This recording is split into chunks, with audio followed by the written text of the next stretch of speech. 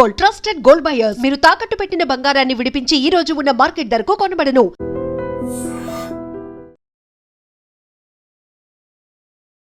Producer ఎందుకు అవుదాం అనుకున్నారు అసలు? క్యాజువల్గా ఒక కథ రాసుకోవడం జరిగింది, నా రియల్ లైఫ్ స్టోరీని.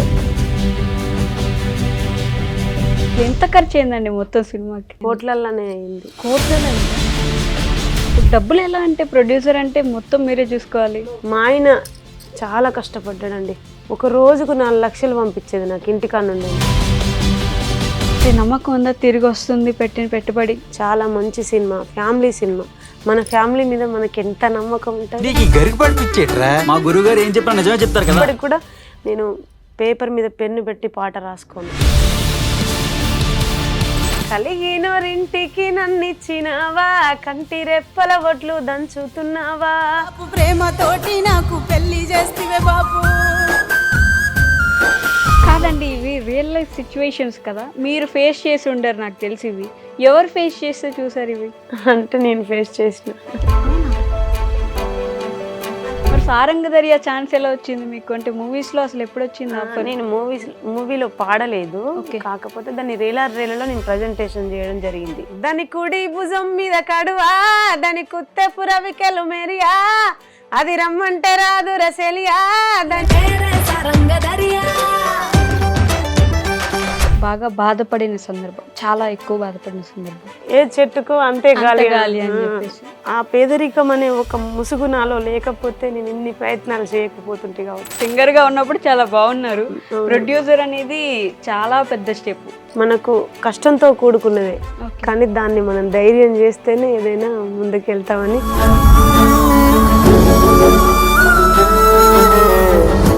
హాయ్, హలో, నమస్తే, welcome back to our channel. నేను మీ వైషు. ఇప్పుడు నాతో పాటు ఉన్న గెస్ట్ ఫోక్ సింగర్గా మనందరికీ పరిచయమే. ఆవిడ కష్టాల గురించి కూడా మనం చాలా దగ్గర చూసాం, విన్నాం. ఆవిడ పాటల్లో మనం కూడా లీనమైపోయి ఏడ్చిన సందర్భాలు కూడా ఉంటాయి. మరి ఇప్పుడు కొత్తగా సింగర్ టు ప్రొడ్యూసర్ ఆవిడ జర్నీ ఎలా జరుగుతుంది అనేది వెంకట్రామయ్య గారి తాలూకా సినిమాతో మనందరి ముందుకి ప్రొడ్యూసర్గా వస్తున్నారు సింగర్ కోమలి గారు. ఆవిడతో చాలా విషయాలు మాట్లాడదాం. వచ్చేయండి. హలో అండి, నమస్తే. నమస్తే అండి, ఎలా ఉన్నారు? బాగున్నాను. బాగుండాలని కోరుకుంటున్నాం మేము కూడా. అంటే సింగర్ గా ఉన్నప్పుడు చాలా బాగున్నారు. ప్రొడ్యూసర్ అనేది చాలా పెద్ద స్టెప్. ఎందుకంటే సింగర్ అనేది కూడా చాలా కష్టతరమైంది. ప్రతి పాయింట్ మనకు కష్టంతో కూడుకున్నదే, కానీ దాన్ని మనం ధైర్యం చేస్తేనే ఏదైనా ముందుకు వెళ్తామని ఒక ప్రొడ్యూసర్గా తెలుసుకున్నారు.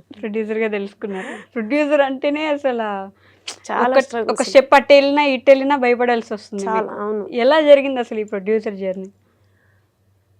ఎన్నో ఇబ్బందులు, అసలు చాలా ఇబ్బందులు ఎదుర్కొన్నా సరే సినిమాకు మాత్రం ఎలాంటి లోటు రానివ్వలేదు నేను. అది నా ఒక మొదటి బిడ్డగా, కన్న బిడ్డ కంటే ఎక్కువగా ప్రేమిస్తూ, చాలా అందరినీ, ప్రతి ఒక్క ఆర్టిస్ట్ను కూడా అందరినీ సంతృప్తి చెందే విధంగా వాళ్ళకు సపోర్ట్గా ఉంటూ, ఎంత కష్టం వచ్చినా సరే సవాల్గా నిలుస్తూ ఆగొద్దు అనుకొని నా భర్త సహాయంతో, నేను నమ్ముకున్న కళమ్మ తల్లి సాక్షిగా బయటికి రావడం జరిగింది. కానీ ప్రొడ్యూసర్ ఎందుకు అవుదాం అనుకున్నారు అసలు?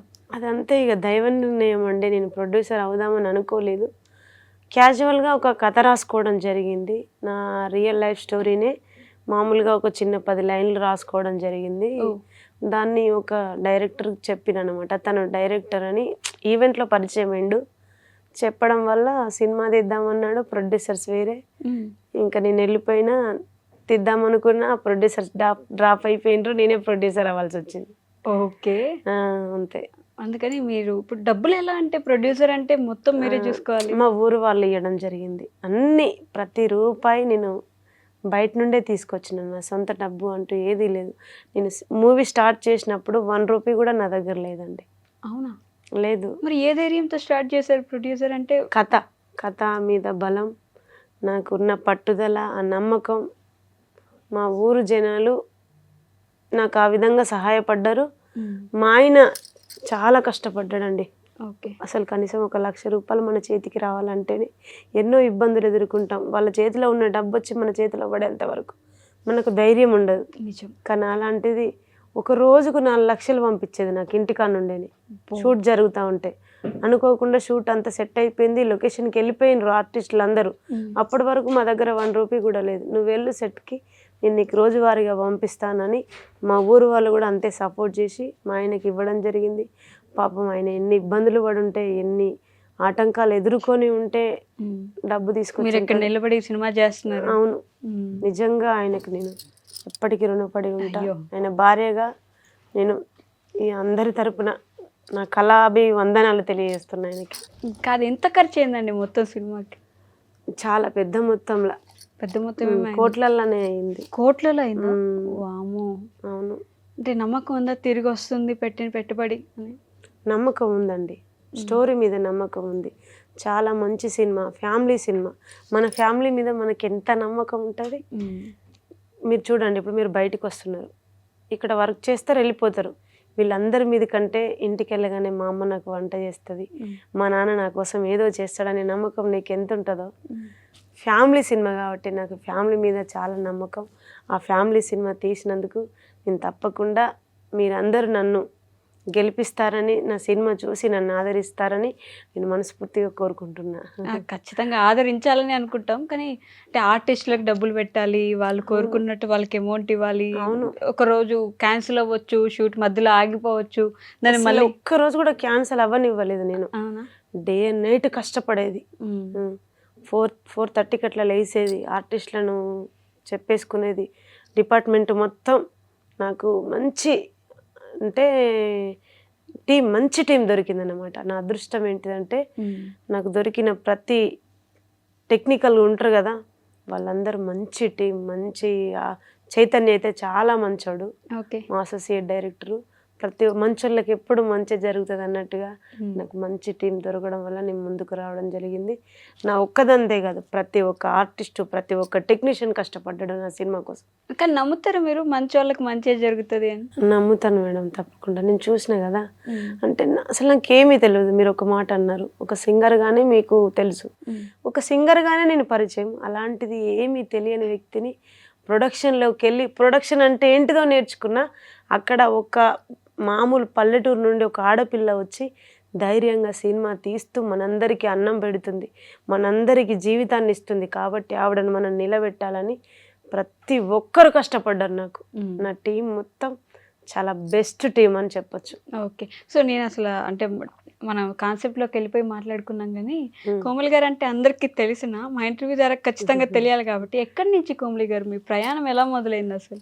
నేను పుట్టింది మాత్రం ఇంటికన్నే గ్రామం, కేసముద్రం మండలం. ఒక నిరుపేద రైతుకు బిడ్డను నేను. రైతు బిడ్డ. ఏం చదువుకున్నారు? నేను డిగ్రీ వరకు చదువుకున్నా కేసముద్రం మహర్షి డిగ్రీ కాలేజ్లో. డిగ్రీ వరకు చదువుకున్నా. డిగ్రీ ఫైనల్ ఇయర్లోనే నాకు మ్యారేజ్ అవ్వడం జరిగింది. కానీ అంతకంటే ముందు నేను 6th క్లాస్ నుండే సాంగ్స్ పాడుతూ ఉంటా. 6th క్లాస్ నుంచి? 4th క్లాస్ నుండి మా స్కూళ్ళల్లో పాడేది, కానీ 6th క్లాస్లో ఫస్ట్ బహుమతి అందుకున్నా. ఈ 8th క్లాస్లో నేను మారుమోగిన పాటలు పాడడం జరిగింది హెచ్ఎం టీవీలో. ఓకే. 8th class. 10th క్లాస్లో రేలారేలో ఫైనల్ విన్నాను. ఓకే.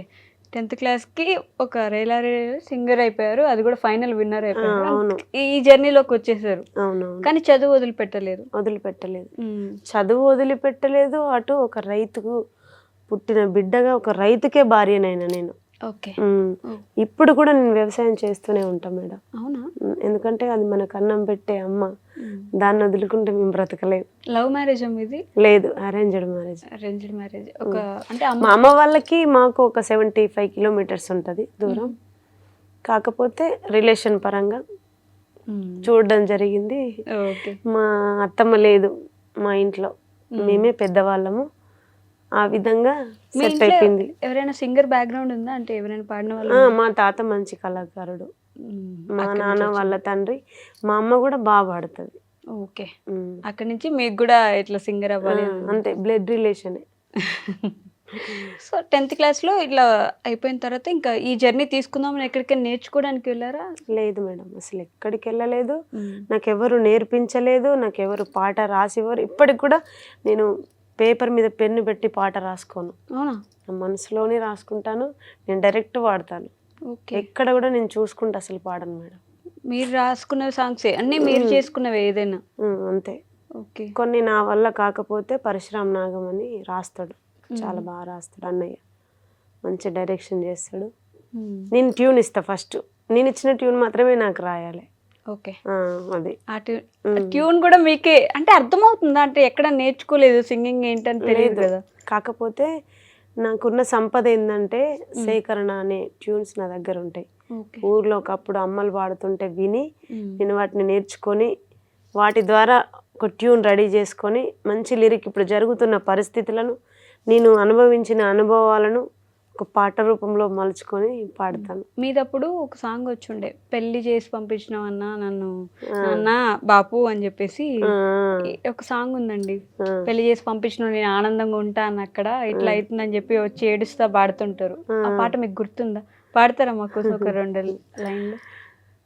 కలిగినోరింటికి నన్నిచ్చినావా, కంటి రెప్పల ఒడ్లు దంచుతున్నావా, కంటి రెప్పల ఒడ్లు దంచుతున్నావా, ఒడ్లు దంచిన పొట్టు శ్రీ పెంట పాలు, ఆత్మగల్లా బిడ్డ అల్లున్ల పాలు, ఆత్మగల్లా బిడ్డ అల్లున్ల పాలు, తిన్నది తీనంది కన తల్లి కెరుక, ఆర్షి కట్టము చెప్పే అత్తకే మెరుక, ఆర్షి కట్టము చెప్పే అత్తకే మెరుక, అమ్మనను గన్నావా అమ్ముకున్నావా, అమ్మ నీలో గిల్లు సిన్నబోయినాయా, అమ్మ నీలో గిల్లు సిన్నబోయినాయా, ఉడుకుడుకు బూ అంటే భయమన్న బిడ్డ, ఉడుకుడుకు దుబ్బల్ల కాలెట్ల వందెనే, ఉడుకుడుకు దుబ్బల్ల కాలెట్ల వందెనే, సీకటింట్లకు పోతే భయమన్న బిడ్డ, సీకుడు సింతల్ల సిరిసెట్ల వందెనే, సీకుడు సింతల్ల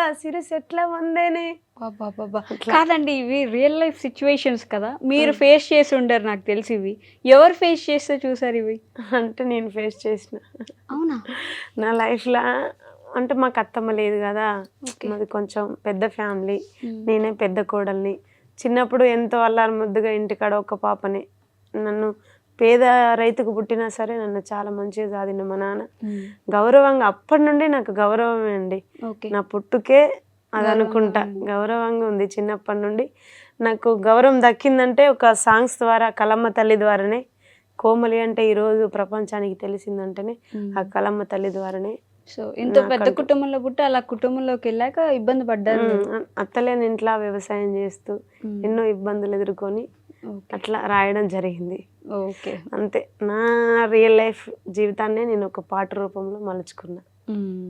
అలాంటివి చాలా ఉన్నాయి కదా. అవునవును, చాలా ఉన్నాయి. ఓకే, మీరు చెప్పట్లేదు అంతే మీరు. అంటే జీవితం అంటేనే ఒక సమస్యతో ముడిపడి ఉంటుంది ఆడపిల్లకు. ఎక్కడ ఎంత మంచి ఆడపిల్లకైనా ఎన్నో సమస్యలు ఎదుర్కోవాలి, కానీ మనం ఎదుర్కొంటాం. మనకు ఆ ధైర్యం ఇచ్చిండు భగవంతుడు. ఓకే, మనలో ఉందే సమస్యలను ఎదుర్కోవడం, ఎంతటి బాధనైనా ఎంతటి కష్టాన్నైనా దిగమింగుకోవడమే మనకున్న లక్ష్యం ఆడపిల్లలకి. కానీ అదొకటి అంటారు, పుట్టింట్లో నీకు బాగా జరిగింది, మంచిగా సాదుకున్నారంటే నువ్వు మెట్టినింటికి వెళ్ళాక ఎక్కలేని కష్టాలని పడతావు తల్లి అని అంటుంటారు. అది నిజం అనిపిస్తుందా మీకు? అది 100% అండి. కానీ ఆ తర్వాత మీ ఇంటిని మీరే నిలబెట్టుకున్నారు కదా. అవును, ఇప్పుడు మన ఇంటి దగ్గర మనం ధైర్యంగా కాలు మీద కాలు వేసుకొని కూర్చొని మన అమ్మ తినిపిస్తుంది, మనం ధైర్యంగా తినగలుగుతాం. కానీ అదే అత్తవారింటికాడ చాలా భయం అవుతుంది తెలుసా మనకు. ఎంత మంచి ఆడపిల్లకైనా, నువ్వు ఎంత జాబర్ అయినా సరే ఎంతో కొంత భయపడాల్సిందే మనకు. జస్ట్ నీలాగా నువ్వు కూర్చోడానికి కూడా భయం. అంతే. ఎవరు చూస్తున్నారు, ఏమనుకుంటారో, మా ఇంట్లో మామ అత్త వాళ్ళు అందరు ఉన్నారు కదా అనే భయం ఉంటుంది. అదే మన ఇంటికి వెళ్తే హ్యాపీగా నిద్ర కూడా పడుతుందండి. అమ్మ వాళ్ళ ఇంటికి ఒక్కరోజు వెళ్ళినా చాలు. అది మాత్రం నిజం. అంటే అంతేలే, ఆడపిల్ల జీవితం అంటారు కదా, ఎవరిదైనా అంతే. బయటికి చెప్పుకోరు కానీ అది రియల్ లైఫ్ జీవితం అది మనకి.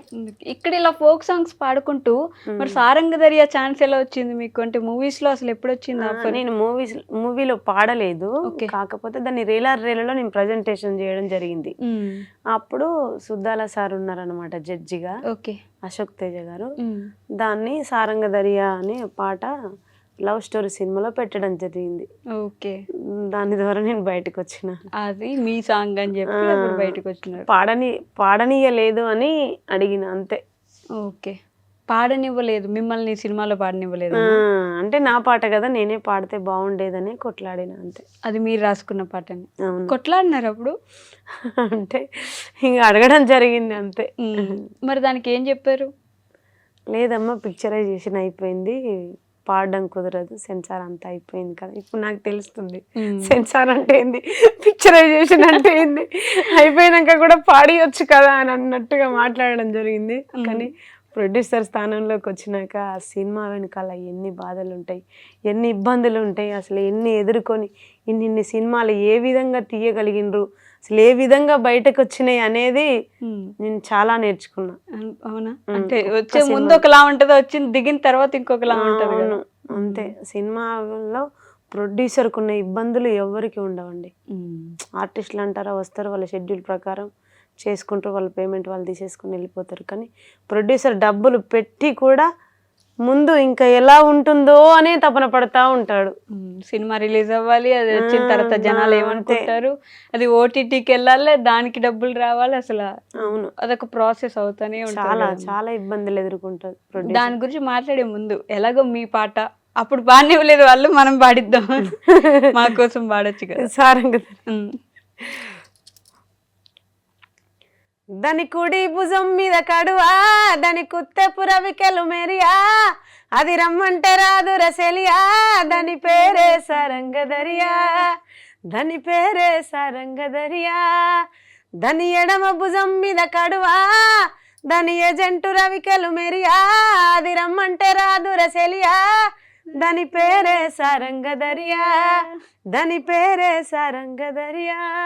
కానీ నిజం చెప్పాలంటే మేడం, అసలు ఎక్కడికి పోయినా ఆ పాటను అడుగుతున్నారంటే, ఒక పల్లెటూరులో సేకరించి తెచ్చి రాసిన పాట ఇంతమంది గుండెలను హృదయాలను గెలుచుకున్నందుకు. ఇది ఎక్కడ నేర్చుకున్నారా మీరు? ఈ పాటకి మూలం ఏంటి? మా అమ్మమ్మ నేర్పించింది. ఓకే, మీ అమ్మమ్మ పాటలు నేర్పిస్తారా? అంటే ఊర్లో అమ్మమ్మ పాడేది, అప్పుడు నేను విన్నాను, నేర్చుకున్నాను. నాకు ఎవ్వరు నేర్పించారు మేడం. ఇప్పటికి కూడా ఇంట్లో ఉంటూ పని చేస్తూ ఏదో ఒక ట్యూన్ ఆలోచిస్తూనే ఉంటా, రాసుకుంటూనే ఉంటా. నాకు ఎవ్వరు నేర్పించరు, రాయమని కూడా నాకు ఎవరు చెప్పరు. ఇప్పుడు మన కష్టాలు బాధలు ఇబ్బందులు ఉన్నప్పుడు వాటిని మర్చిపోవడం కోసం ఒక పాటగా మలుచుకుంటాం. ఓకే, అంతే. ఎగ్జాక్ట్లీ ఇందాక మనం అనుకున్నట్టు సింగర్స్ కు ఉండే ఒక ప్లస్ పాయింట్ అదే, కోపం ఉన్నా బాధ ఉన్నా ఎలా ఉన్నా ఒక పాట లాగా మాట్లాడుకోవచ్చు దాన్ని. అవును, ఒక పని చేసుకుంటూ పాట పాడుకుంటే ఆ సంతోషమే వేరు. అసలు ఆ కష్టం, ఆ మరుక్షణం ఆ ఇబ్బందులు మర్చిపోతారు. ఆ పాటలో పడిపోయి అది కూడా వెళ్ళిపోతుంది. కానీ సింగర్స్ కు ఉన్న అదృష్టం అదే. అంతేనా? సో మీ లైఫ్ లో ది మోస్ట్ హ్యాపీయెస్ట్ మూమెంట్ ఏంటండి కోమలి గారు? నా జీవితంలో నాకు హ్యాపీ మూమెంట్ అంటూ ఏదీ లేదు. ఇప్పటి వరకు ఎన్నో సమస్యలు, ఎన్నో ఇబ్బందులు ఎదుర్కొన్నా, కానీ నా భర్త నాకు ఎప్పుడు తోడు ఉంటూనే ఉన్నాడు. నేను ఒక అత్తలేని ఇంటి కోడల్ని కాబట్టి నాకు హ్యాపీనెస్ అనేది ఎప్పుడు లేదు.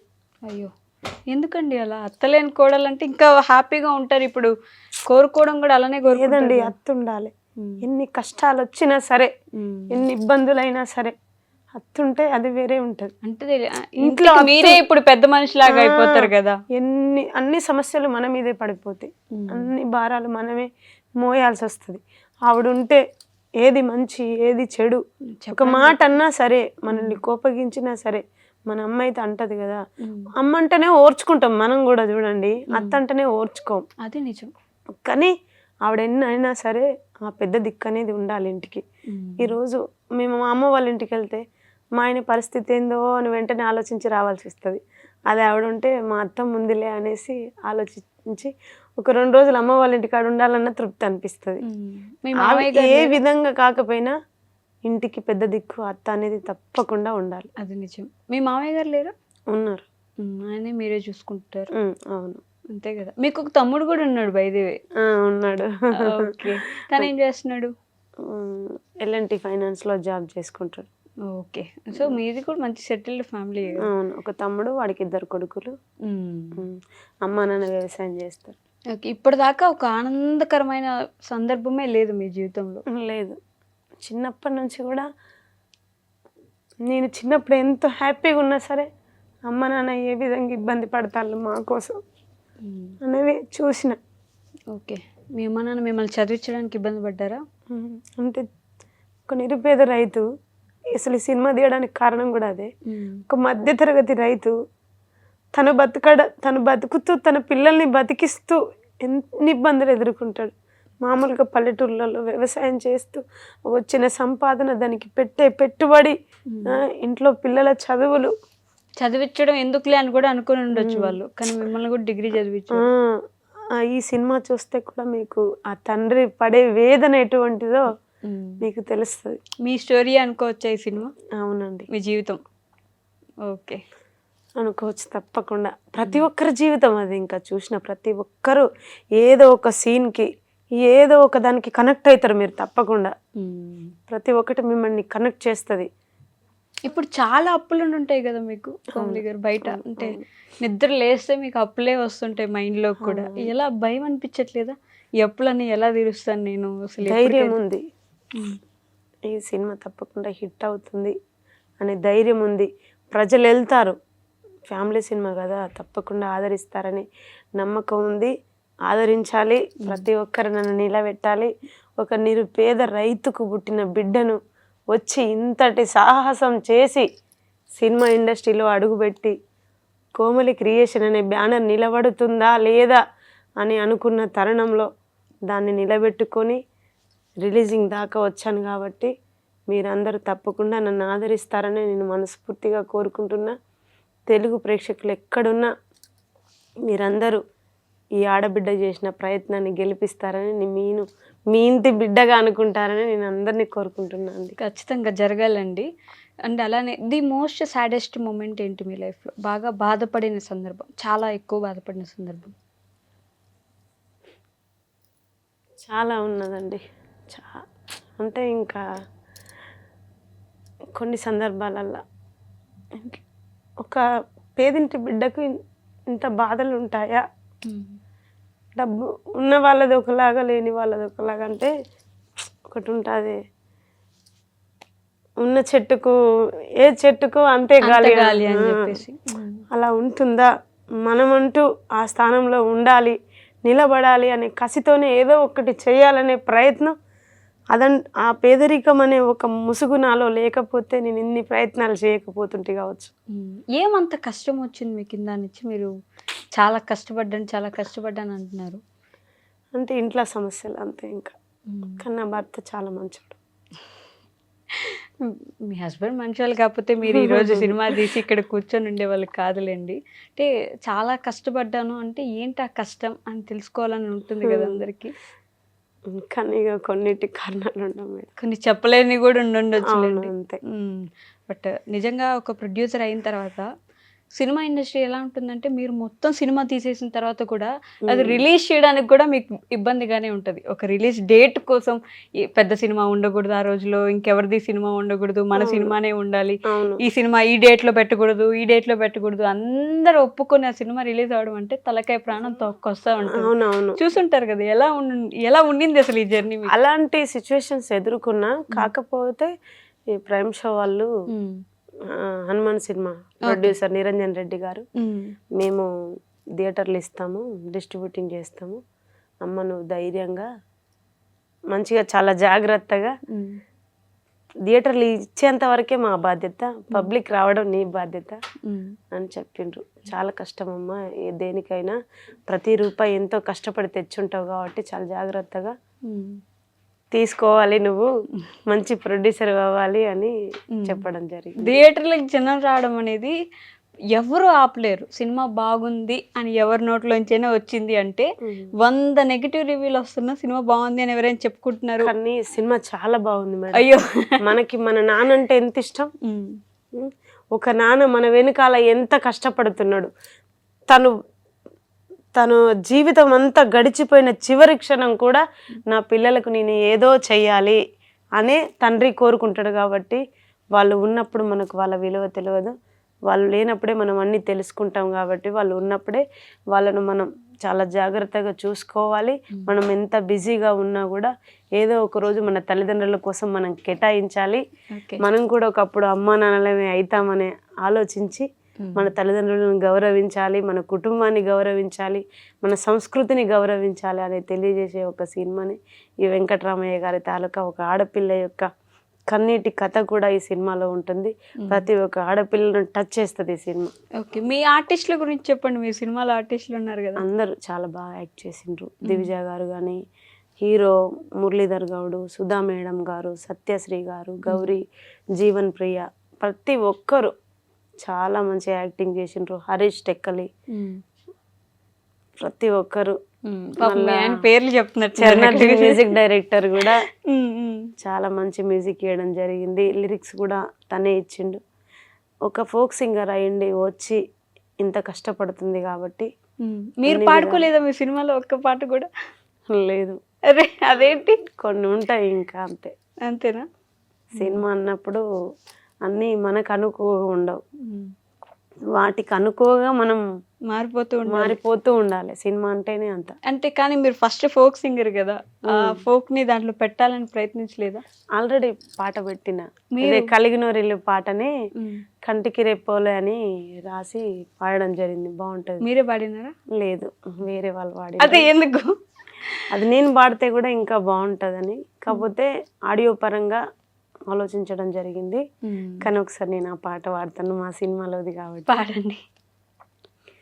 కంటికి రెప్పోలే కాస్తారనుకొని మన ఇంటిని వదిలేసి వీళ్ళ ఇంటికి వచ్చానే, కాలం మారుతున్న తీరు మారదాయే, కోడన్ల కన్నీళ్ళ దారాగదాయే, ఆత్మగౌరవాలే అల్లుని పాలాయే, పుట్టింటి ప్రేమలే లోకు అయిపాయే, ఏం చెప్పనే తల్లి సీత కష్టాలు, ఏం రాత రాశాడో ఆ బ్రహ్మదేవుడే, తట్టుకోవే తల్లి పుట్టింటి పేరును మెట్టింట్లో నిలపాలే, కంటికి రెప్పోలే కాస్తారనుకొని మన ఇంటిని వదిలేసి వీళ్ళ ఇంటికి వచ్చానే, కాలం మారుతున్న తీరు మారదాయే, కోడన్ల కన్నీళ్ళ దారాగదాయే.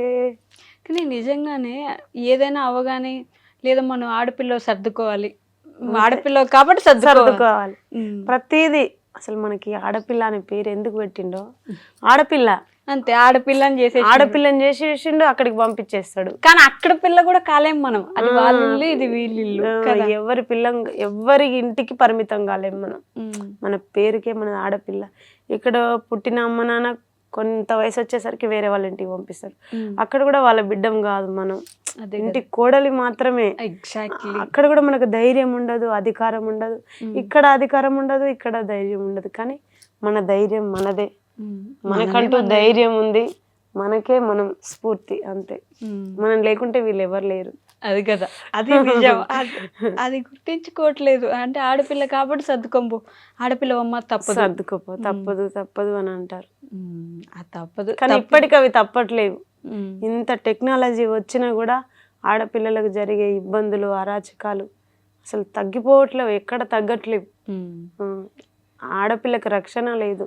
ఓకే, మీకు ఫస్ట్ పేరు తెచ్చిపెట్టిన పాట పాడండి కోమలి గారు మా కోసం ఈరోజు. ఫస్ట్ పేరు తెచ్చిపెట్టిందంటే అందరిలో పేరు వచ్చిన పాట అది సారంగధరి.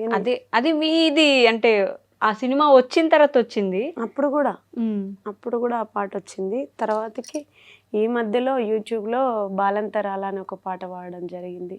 ఓకే, మంచి పాట, అది ఎమోషనల్ పాట. ఎక్కువ కోమలి అంటేనే సెంటిమెంట్. కోమలి అంటేనే సెంటిమెంట్. ఎందుకు మీ లోపల ఎమోషన్స్ ఎక్కువ నిండిపోయి ఉండడం వల్ల అలా వస్తున్నాయి అంటారా? అంతే మేడం. ఏదా బాలంతరాలు సాంగ్ పాడండి ఒకరు.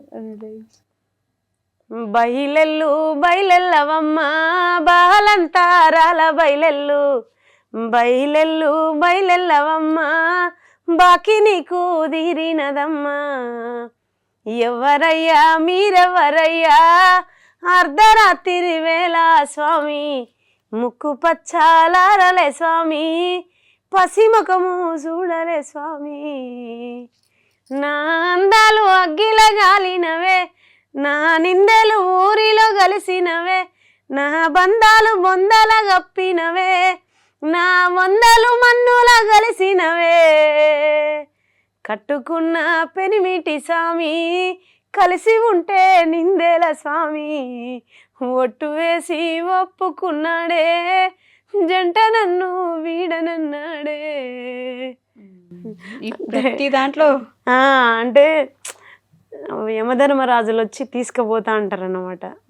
చంటి బిడ్డను వదిలేసి పోలేక ఆ భర్తను, ఇల్లు, ఆకిలి, సొమ్ములు ప్రతి ఒక్కటి వదిలిపెట్టి పోలే. అంటే దానికి అర్థం ఎన్ని ఉన్నా, సొమ్ములున్నా, బట్టలున్నా, ఎంత ఉన్నా మనం ఎన్ని రోజులకైనా వెళ్ళిపోవాల్సిన వాళ్ళమే.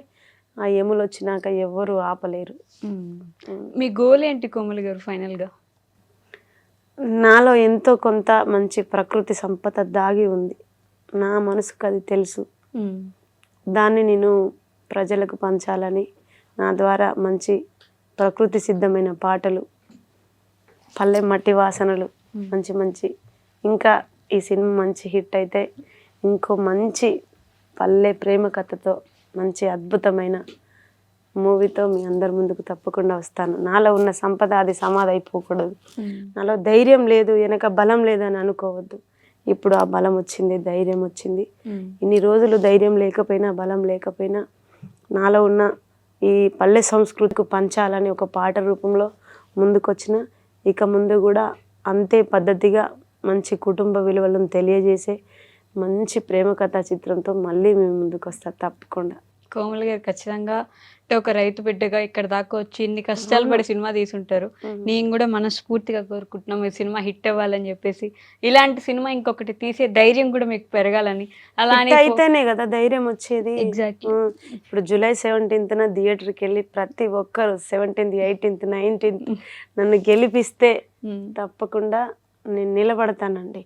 నాలాంటి ప్రొడ్యూసర్స్ అవసరమని ప్రతి ఒక్క ఆర్టిస్ట్ చెప్పిండ్రు నాతోని. కానీ ఎంత చెప్పినా ప్రొడ్యూసర్ అంటేనే కష్టతరమైన పని. అది మాత్రం చాలా ఇబ్బంది. ఎన్నో పెట్టుకొని సర్వం దారపోసి మళ్ళీ వెతుకులాడుకుంటది ప్రొడ్యూసర్. ఖచ్చితంగా హిట్ రావాలని, హిట్ చేస్తారని నేను మనస్ఫూర్తిగా తప్పకుండా కోరుకుంటున్నాను. మేడం. మళ్ళీ కలుద్దాం సక్సెస్ అయిన తర్వాత. Thank you. And for more videos, Hi guys, this is Riddhi Kumar here. Please subscribe to iDream channel. Subscribe to iDream Media. Please subscribe to iDream. Please subscribe to iDream. Please subscribe iDream. And please subscribe to iDream. For more videos, subscribe to iDream. please like, share and subscribe to the channel. Congratulations, iDream. Subscribe to iDream. Subscribe to iDream. So subscribe to iDream Media. iDream ki iDream team andarki huge congratulations. Please subscribe iDream Media. Please subscribe to iDream. Subscribe iDream. Please subscribe to iDream. iDream అంటే నా కళల channel subscribe చేసుకున్న నోరు తిరుగుతలేదు. మీరైతే గంట గుర్తు కొట్టండి. For more such videos, please subscribe to iDream. Subscribe to iDream. Please subscribe to iDream. Please subscribe iDream Media. Please do subscribe to iDream. Please subscribe to iDream Media. For best entertainment and information, please subscribe iDream. And don't forget to subscribe to iDream.